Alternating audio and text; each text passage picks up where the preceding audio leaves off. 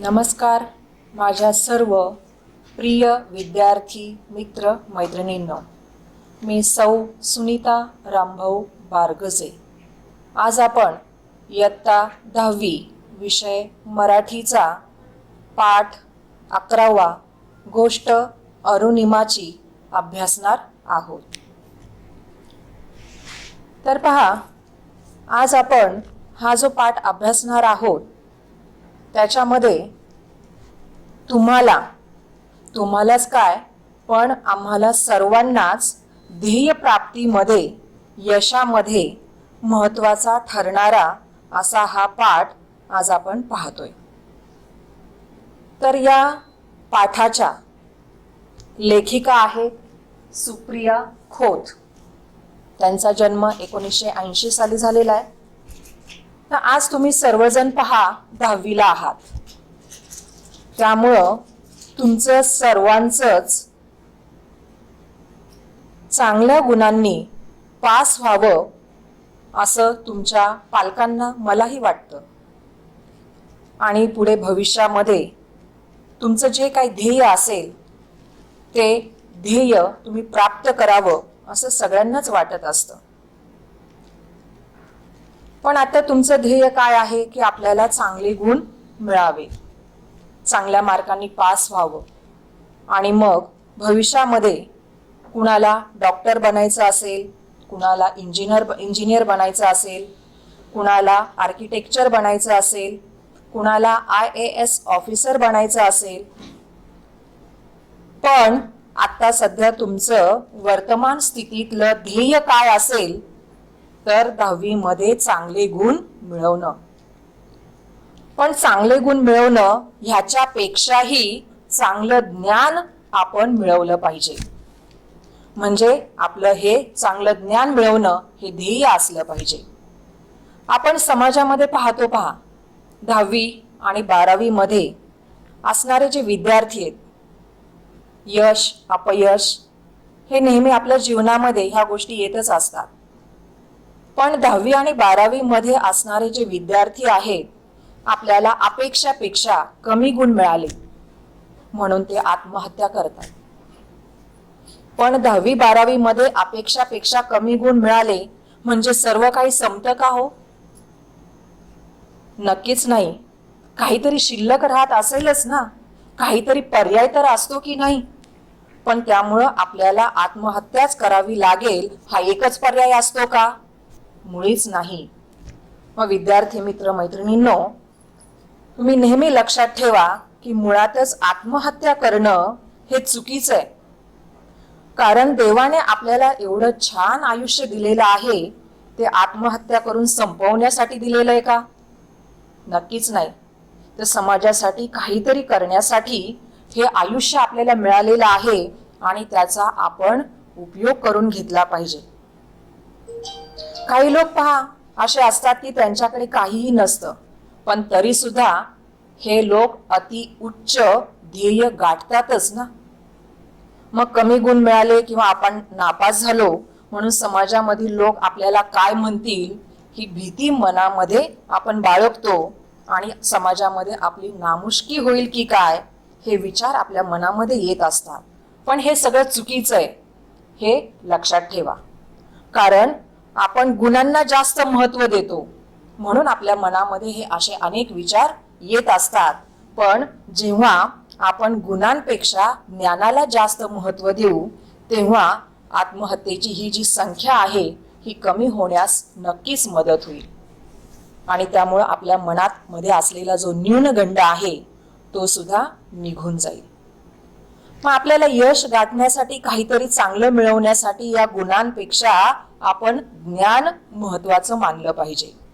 जितकं जास्त ज्ञान मिळवू तितकं जास्त आपण जीवनामध्ये यशस्वी ठरणार आहोत। आता उदाहरण पहा, आपले माजी राष्ट्रपती डॉक्टर APJ अब्दुल कलाम यांनी आपल्या देशाला किती मोठी अशी संशोधनामध्ये देणगी मिळवून दिलेली, त्यांचं कार्य तुम्हाला माहितीच आहे। पण तुम्हाला हे माहिती का हो किंवा कधी तुमच्या मनामध्ये हा विचार तरी आला का की 10वी मध्ये डॉक्टर APJ अब्दुल कलाम यांना किती गुण मिळाले होते? कधी विचार केलाय? त्यांनी देशासाठी जे काही महान कार्य केलेलं आहे ते त्यांच्या 10वीच्या गुणांवर नक्कीच अवलंबून नाही, तर त्यांच्या ते ज्ञानावर अवलंबून होतं. हे उदाहरण तुम्ही नेहमी लक्षात ठेवा. आणि म्हणून गुण जे आहेत हे केवळ साधन असतं आणि ज्ञान जे आहे ते साध्य असतं, ते मिळवायचं असतं. आणि म्हणूनच आपण गुणांना जास्त महत्त्व न देता ज्ञानाला जास्त महत्त्व दिलं पाहिजे. आणि आपलं ध्येय जे आहे ते अति उच्च आपण ठेवलं पाहिजे. ध्येय प्राप्ती करत असताना जर त्याच्यामध्ये कधी तुम्हाला निष्फळता, निराशा जर आली तर ते आपले अपयश आहे असं समजू नये. उलट त्याच्यातून आपल्याला काहीतरी चांगले अनुभव मिळत असतात. कधी वाईट अनुभव येतात तर कधी त्या अनुभवातून आपल्याला खूप काही शिकायला मिळत असतं. हे लक्षात ठेवा. तर आज आपण असा हा सकारात्मक दृष्टिकोन असणारी, जिद्द असणारी, चिकाटी असणाऱ्या या अरुणिमा सिन्हाची जी कथा आहे ती कथा आपण पाठ 11वा गोष्ट अरुणिमाची या पाठामध्ये पाहणार आहोत. तर सर्वात प्रथम आपण या लेखिका सुप्रिया खोत यांचा परिचय आपण करून घेणार आहोत.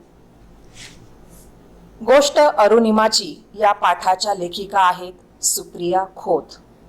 यांचा जन्म 1980 साली झालेला आहे. त्या एक सुप्रसिद्ध अशा लेखिका आहेत. त्याचप्रमाणे महाराष्ट्र टाइम्स, पुढारी, कृषीवल यासारख्या विविध वृत्तपत्रांमधून आणि अनेक मासिकांमधून सुद्धा त्यांनी लेखन केलेलं आहे. तसेच छात्र प्रबोधन पुणे या ठिकाणी सहाय्यक संपादिका म्हणून सुद्धा काही काळ त्या कार्यरत होत्या. मग या पाठामध्ये काय सांगितलेलं आहे तो पाठ परिचय आपण थोडक्यामध्ये पाहणार आहोत. आता गोष्ट अरुणिमाची हा जो पाठ आहे, हा पाठ म्हणजे अरुणिमा सिन्हा यांची ही एक सत्य कथा आहे. सत्तेवर आधारित असलेली ही सत्य घडलेली घटना आहे, कथा आहे. अरुणिमा यांच्यामध्ये जिद्द, चिकाटी, दुर्दम्य, महत्वाकांक्षा, प्रयत्नवाद ह्यांचं एक मूर्तिमंत उदाहरण म्हणून अरुणिमा ह्यांचं नाव नक्कीच घेतलं जातं. अरुणिमा सिन्हा म्हणजे संपूर्ण वादळी आयुष्य वाट्याला आलेली ही एक तरुणी. अपघातामुळे अपंगत्व आलेल्या या अरुणिमाने आयुष्यामध्ये हार तर कधी मानली नाहीच. उलट ध्येयाचं जे उंच शिखर आहे ते उंच शिखर गाठण्यासाठी ती सज्ज झाली.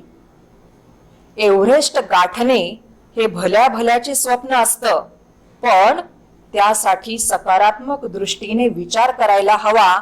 आणि अशी ही सकारात्मक असलेली दृष्टी अरुणिमाने, हे तिचं जे स्वप्न होतं ते स्वप्न तिने सत्यामध्ये उतरवलेलं आहे. या पाठामध्ये आपण अरुणिमा स्वतःवर आलेल्या संकटामध्ये तिला गमवाव्या लागणाऱ्या पायांसाठी सहानुभूतीची अपेक्षा करताना दिसत नाही, तर ती अशा या प्रतिकूल परिस्थितीवर मात करून ध्येय गाठण्याचा जो आदर्श आहे तो आदर्श तुमच्या समोर ठेवते. लेखिका असंही म्हणतात की तुमच्यामध्ये सुद्धा, तुमच्यातील प्रत्येकामध्ये एक जिद्दी अरुणिमा असते. तुमच्यामध्ये असलेल्या या अरुणिमाचा तुम्ही शोध घ्या. म्हणजे काय तर कोणतीही व्यक्ती पहा की दुसऱ्या व्यक्तीसारखी ती कधीच नसते. म्हणजे कोणाला नृत्य आवडतं, कोणाला गायन करायला आवडतं, कोणाला चित्रकला आवडते. म्हणजे असे वेगवेगळे छंद प्रत्येकाला असतातच. तर ह्याच्यामधून तुम्ही तुमच्या अरुणिमाचा शोध घ्या, तुमच्या गुणांचा शोध घ्या आणि त्याच्यामध्ये पुढे जा. मग हे ध्येय साध्य करताना आलेली जी निष्फळता आहे ते अपयश नाही तर काय आहे? जर तुमचं ध्येय जर कमकुवत असेल तर ते अपयश असतं. हे कायम तुम्ही सर्वांनी लक्षात ठेवा असं अरुणिमा तुम्हाला सांगते. चला तर मग आता आपण या अरुणिमा सिन्हाची जी सत्य कथा आहे ती आपण जाणून घेऊया. मग प्रथम अरुणिमा सिन्हाचा परिचय आपण पाहणार आहोत. अरुणिमा सिन्हा ही माउंट एव्हरेस्ट सर करणारी पहिली अपंग भारतीय महिला आहे. कारण तिला हे अपंगत्व जे आहे ते आधीपासून आलेलं नव्हतं.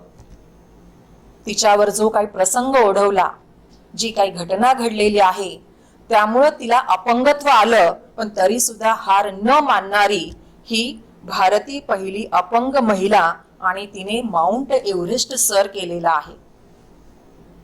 या पाठामध्ये अरुणिमा जी आहे ती स्वतःची कहाणी सांगत आहे. अरुणिमा ही उत्तर प्रदेशामधील आंबेडकर नगर मध्ये राहणारी. लहानपणीच तिचे वडील वारले. मोठ्या बहिणीचे लग्न झालेले असल्यामुळे अरुणिमा सिन्हा, तिची आई आणि लहान भाऊ हे तिचं कुटुंब. त्यामुळं त्यांच्या कुटुंबातले महत्वाचे असणारे जे निर्णय आहेत, मार्गदर्शक जे आहेत, ते केवळ तिच्या मोठ्या बहिणीचे पती म्हणजे भाईसाब घेतात. अरुणिमा स्वतःच कष्टपूर्वक फुटबॉल आणि व्हॉलीबॉल या खेळांमधील राष्ट्रीय स्तरावरील चॅम्पियन तिने मिळवलेली आहे. केंद्रीय औद्योगिक सुरक्षा बल म्हणजे CISF मधील हेड कॉन्स्टेबल पदावर 2012 पासून ही अरुणिमा सिन्हा अजूनही कार्यरत आहे. मग अरुणिमा सिन्हावर असा कोणत्या प्रकारचा जीवघेणा हल्ला झाला तो आपण पाहूया. अरुणिमाने जेव्हा CISFच्या नोकरीसाठी अर्ज केला होता, त्यासाठी तिला कॉल लेटर सुद्धा आले आणि त्या फॉर्म मध्येच अरुणिमाची जन्मतारीखच चुकवलेली होती आणि त्या दुरुस्तीसाठी तिला दिल्लीला जाणं भाग होतं. म्हणून ही अरुणिमा सिन्हा 11 एप्रिल 2011 रोजी CISFच्या नोकरीसाठी आवश्यक असणारे जी कागदपत्र आहेत, त्या जन्मतारखेच्या दुरुस्तीसाठी लागणारी जी कागदपत्र आहेत त्याच्या पूर्ततेसाठी ती पद्मावती एक्सप्रेसने लखनौ ते दिल्ली असा प्रवास करत होती. त्याच वेळेला ट्रेनमध्ये असलेल्या चोरांच्या घोळक्याने तिला घेरलं. ते तिच्या गळ्यातील चैन खेचण्याचा प्रयत्न करू लागले. म्हणून तिने चोरांना जोरदार प्रतिकार केला, विरोध केला. चोरांना तिने लाथाबुक्क्यांचा प्रसाद द्यायला सुरुवात केली. अरुणिमा सुद्धा काही कमी नव्हती. ती अशी गप्प बसली नाही. तिने त्या चोरांना लाथाबुक्क्यांनी मारायला सुरुवात केली आणि शेवटी चोरांच्या सहनशक्तीचा अंत झाला आणि रात्रीच्या त्या भयानक काळोखामध्ये निर्दयी चोरांनी चक्क चालत्या ट्रेनमधून या अरुणिमाला बाहेर फेकून दिले. तिला बाहेर फेकल्याबरोबर तिथून शेजारून जाणारी जी एक रेल्वे होती त्याच्यावर ती जोरात जाऊन आदळली आणि दुसरीकडे जाऊन ती पडली. आणि ती पडली ती कुठे, तर रेल्वेच्या 2 धावपट्ट्यांच्या मध्ये ती पडली. पण तिचं दुर्दैव पहा, तिचे पाय त्या रेल्वे गाडीच्या रुळावर पडलेले होते. तिचे पाय त्या रुळावर असल्यामुळे भरधाव येणाऱ्या एक नाही तर एका पाठोपाठ 49 गाड्या तिच्या पायावरून गेलेल्या होत्या.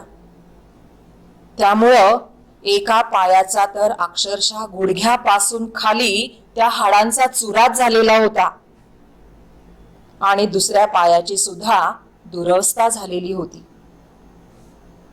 त्यावेळेला ती रात्रभर त्या रेल्वे रुळावर तळमळत पडून तिला राहावं लागलं.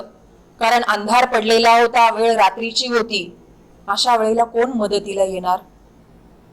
आणि विशेष म्हणजे पहा, तिचं नशीब किती बलवत्तर. एवढं सगळं होऊन सुद्धा तिची शुद्ध हरपलेली नव्हती. दुसऱ्या दिवशी पहाटे जेव्हा सफाई कामगार आले तेव्हा त्यांना रेल्वेच्या रुळावर पडलेली ही अरुणिमा दिसली आणि त्या सफाई कामगारांनी तिला बरेली गावामध्ये जे हॉस्पिटल आहे त्या हॉस्पिटलमध्ये नेले. त्या हॉस्पिटलमध्ये भूलतज्ञ नव्हते, म्हणजे भूल देणारे डॉक्टरही नव्हते. रात्रभर तिथेच ती पडून राहिल्यामुळं बराचसा रक्ताचा साठा जो आहे, ती रक्ताच्या थारोळ्यात त्या ठिकाणी पडलेली होती. त्यामुळं तिला रक्ताची सुद्धा गरज होती. पण असं हे पुरेसं रक्त सुद्धा त्या हॉस्पिटलमध्ये तिला द्यायला उपलब्ध नव्हतं. मग तेथे असणाऱ्या डॉक्टर आणि त्यांच्या सहकाऱ्यांना या अरुणिमानेच धीर दिला. म्हणजे केवढ्या धीराची ही अरुणिमा. एक डॉक्टर असून सुद्धा अरुणिमाच त्यांना धीर देतीये की काही नाही, तुम्ही भूल नाही दिली तरी चालेल. माझा गुडघ्यापासून खाली जो पायाचा चुराडा झालेला आहे, तो पाय तुम्ही भूल न देता कापला तरी चालेल. ती स्वतःच डॉक्टरांना सांगतीये. आणि शेवटी नाईलाजाने डॉक्टरांना तिचा तो गुडघ्यापासून एक पाय कापून टाकावा लागला. डॉक्टर आणि त्यांच्या सहकाऱ्यांनी तिला 1 युनिट रक्त जे आहे ते सुद्धा दिलं. आणि अरुणिमाला भूल न देताच तिचा एक पाय गुडघ्यापासून कापून टाकला आणि दुसऱ्या पायामध्ये मात्र सळई घालण्यात आली. मग असा हा जो तिच्यावर दुर्दैवी प्रसंग ओढवलेला होता, त्या प्रसंगानंतर सुद्धा तिला अनेक दुःखद असे अनुभव आलेले. जे प्रसार माध्यम आहेत, त्या प्रसार माध्यमांनी फुटबॉल आणि व्हॉलीबॉल चॅम्पियन युती 7 तास उपचाराविना पडून राहिली, अशा बातम्या त्यांनी प्रसारित केल्या. आणि मग ह्या बातम्या प्रसारित झाल्यामुळं लगेच क्रीडा मंत्री जे आहेत त्यांनी या गोष्टीची दखल घेतली आणि या अरुणिमाला तात्काळ एम्स हॉस्पिटलमध्ये हलवले. त्या ठिकाणी तिच्यावर उपचार सुरू झाले. दुर्दैवाने या प्रसार माध्यमांमध्ये मात्र या अरुणिमाची बदनामी करणाऱ्या अफवा पसरवल्या गेल्या. तुम्हाला माहिती, कोणती घटना घडली की लोक अनेक अफवा पसरवतात आणि लोक त्यावरच विश्वास ठेवतात. कोणी म्हणे अरुणिमाकडे प्रवासाचं तिकीट नव्हतं म्हणून तिने रेल्वेतून खाली उडी मारली असेल. तर कोणी म्हणे तिने आत्महत्येचा प्रयत्न केला असेल. अशा अनेक प्रकारच्या अफवा तिच्या कानापर्यंत येऊन पोहोचल्या. तिने खूप सांगण्याचा प्रयत्न केला की असं काही घडलेलं नाहीये, पण लोक मात्र त्यावर विश्वास ठेवायला तयारच नव्हते. पण तरी सुद्धा अरुणिमा पहा किती धीराची. तिने या गोष्टीकडे अजिबात लक्ष दिलं नाही. त्यामुळे ती अजिबात खचून गेली नाही. तिचे जे भाईसाब होते, मोठ्या बहिणीचे पती, यांनी तिला खूप धीर दिला. आणि त्यामुळं तिच्याबद्दल ह्या ज्या काही अफवा पसरवल्या जात होत्या त्या आपण खोट्या ठरवायच्या हे तिने निश्चित केलं आणि तिने एक निर्धारच केला. मग अरुणिमाचा हा जो निर्धार आहे तो कोणता निर्धार तिने केला आपण पाहूया. हॉस्पिटलमध्ये असतानाच या राष्ट्रीय खेळाडूने निर्धार केला की मी जरी शरीराने अपंग असले तरी मनाने मात्र मी खंबीर आहे. कारण तुमचं मन जर खंबीर असेल तर तुमचं शरीर नक्कीच तुम्हाला साथ देतं. हे अरुणिमाला या ठिकाणी तुम्हाला सांगायचं आहे, दाखवून द्यायचं आहे. ती असं म्हणते की माझं मन अपंग नाही, शरीर अपंग झालंय पण मन मात्र अपंग झालेलं नाही. तेव्हा मी नक्कीच एव्हरेस्ट सर करू शकते आणि ते मी दाखवून देणारच आहे. म्हणजे पहा, आपण मनाने एखादी गोष्ट ठरवतो तेव्हा आपलं संपूर्ण शरीर आपल्याला नक्कीच साथ देतं, हे तुम्ही लक्षात ठेवा. आणि मग जेव्हा लोकांना समजलं की आता अरुणिमा एव्हरेस्ट सर करणार आहे, तेव्हा सुद्धा लोकांच्या प्रतिक्रिया वेगवेगळ्या तिला ऐकायला मिळाल्या. कोणी काय म्हणायला लागलं, तिच्या डोक्यावर परिणाम झाला असेल म्हणून ती असं बोलती. काहींनी तर तिचं हे जे बोलणं आहे ते अगदी हसण्यावारीच नेलं. पण एवढा मोठा प्रसंग ओढवलेला असताना सुद्धा या अरुणिमाने तिकडे अजिबात लक्ष दिलं नाही. तिचं ऑपरेशन होऊन 2च दिवस झाले होते.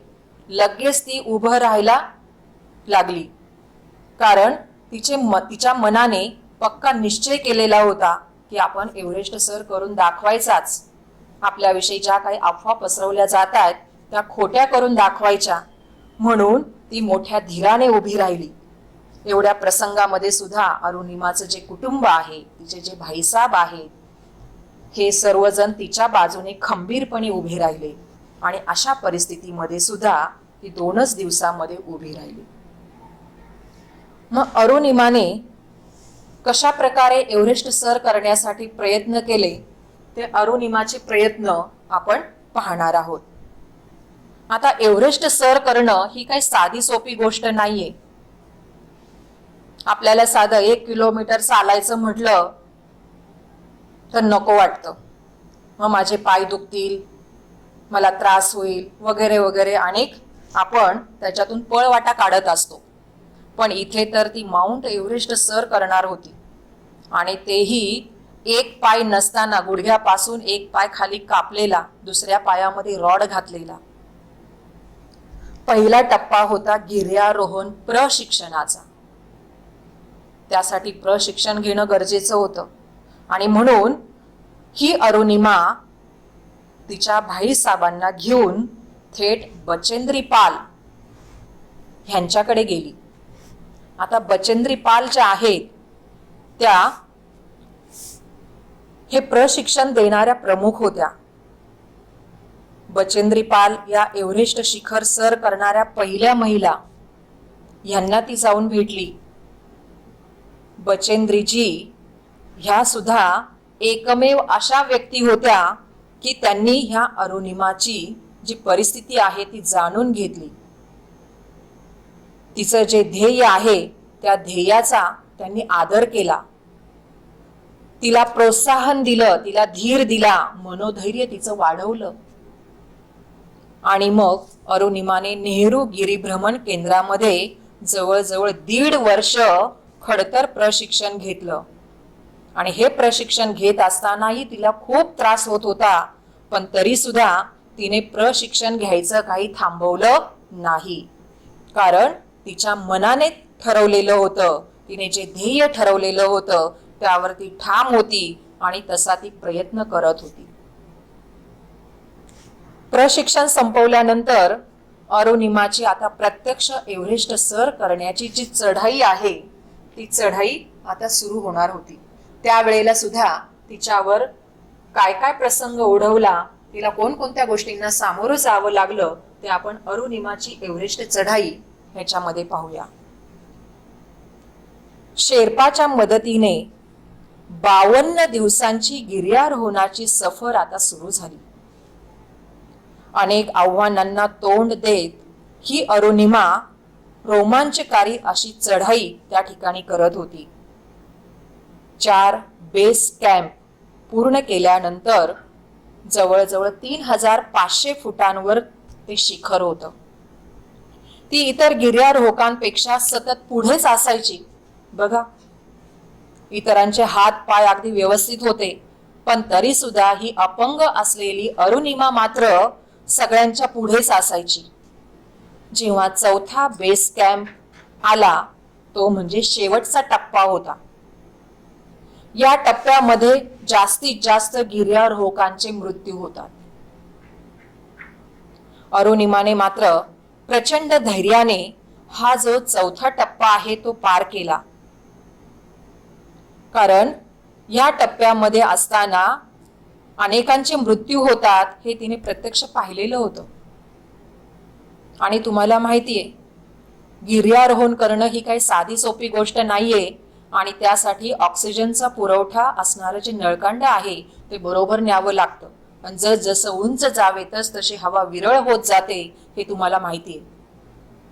आणि भरपूर ऑक्सिजनचा पुरवठा मिळावा म्हणून ऑक्सिजनने भरलेला सिलेंडर जो असतो तो त्यांना बरोबर न्यावा लागतो. आणि त्या ठिकाणी बरेच जणांचे कदाचित ऑक्सिजनचे सिलेंडर संपत असतील म्हणून कदाचित त्यांचे मृत्यू होत असतील. कुणाचे पाय घसरून ते खाली पडतात, खाली पडला की तो गेला. मग अशा या अरुणिमाने प्रचंड धैर्याने हा टप्पा सुद्धा पार केला. डेथ झोन चढत असताना हाडं गोठवणारी थंडी आणि अनेक मृतदेह तिने त्या ठिकाणी पाहिलेले होते. 21 मे 2013 रोजी चढाईचा हा शेवटचा टप्पा आलेला होता आणि याच शेवटच्या टप्प्यावर असताना अरुणिमाचा ऑक्सिजनचा साठा जो असलेला सिलेंडर होता त्याच्यातील ऑक्सिजन कमी झालेला होता. म्हणून शेर्पाने तिला ही चढाई थांबवण्याचा इशारा केला, परंतु तिने माघार घेतली नाही.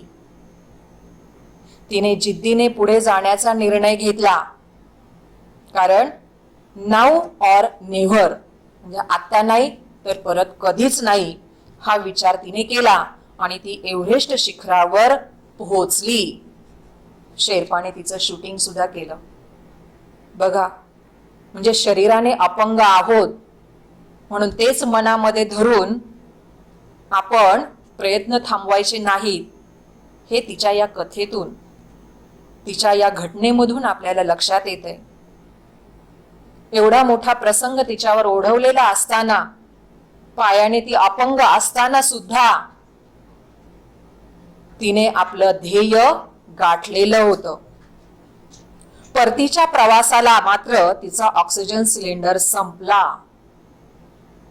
आणि आपल्याला ऑक्सिजन जर मिळाला नाही तर आपला मृत्यू हा निश्चित, हे आपल्याला माहितीच आहे. पण तिचं सुदैव बघा,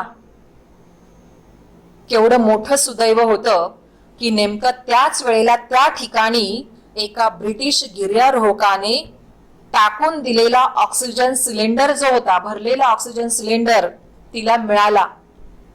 ओझं होतंय म्हणून एका ब्रिटिश गिर्यारोहकाने तो टाकून दिलेला होता आणि तो सिलेंडर तिला मिळाला.